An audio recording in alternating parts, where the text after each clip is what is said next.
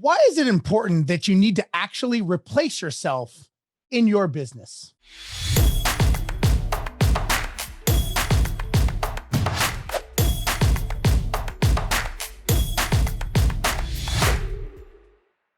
Hey, look, whenever we get into the world of being a business owner, many times we do this because we want to have a certain life, right? We want to have freedom.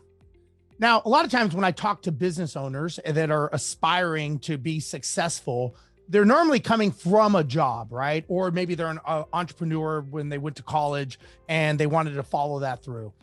And what happens is a lot of times is they're running away from the life they don't want to have, meaning they don't want a 9 to 5. They don't want to be told what to do.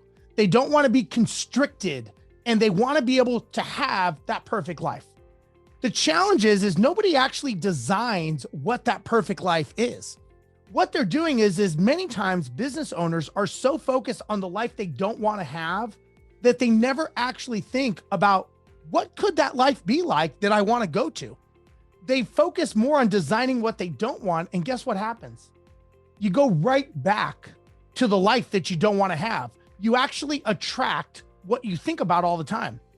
And if you're always thinking about what you don't want in life, guess what's going to happen? You're going to constantly be focusing on what you don't have. Now, one of the things you want to think about is when you're building this business and you're building the life that you want to have is how do you make this business operate without you? Because the reality is if you have a business that requires you to be there every single day, hate to tell you this, you don't own a business, you own a job.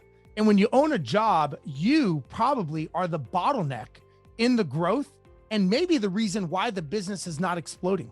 So always ask yourself, how can I replace myself? Many times people don't want to replace themselves because of lack of fear. They fear that they're not going to be worth anything. They fear that, well, if I build this business, it's my name on the door. It's my name writing the checks. I could get sued. So I need to be the one doing everything. The problem is when you own a business is a leverageable tool. You're leveraging what you know in your knowledge or your systems, and you're leveraging out to the masses. And when you leverage out to the masses, you want to be able to do it so that it's operating without you. Think about this. If you went away for 3 months, 3 years, probably not 3 years, but let's just say 3 months or 6 months, would your business operate stronger without your involvement?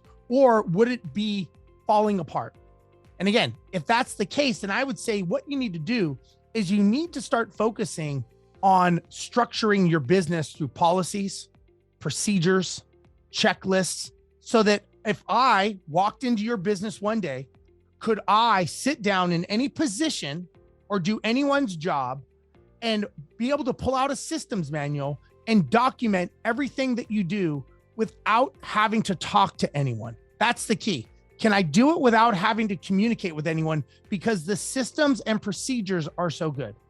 The answer is no. Then you want to be able to create something that can do that, because that's the most important thing when you're building that business is creating those systems that can operate without you. Because at the end of the day, you didn't build a business or start a business to make less money, be more stressed, be always dealing with issues and problems. No, you built a business so that you could have a life that you want to have.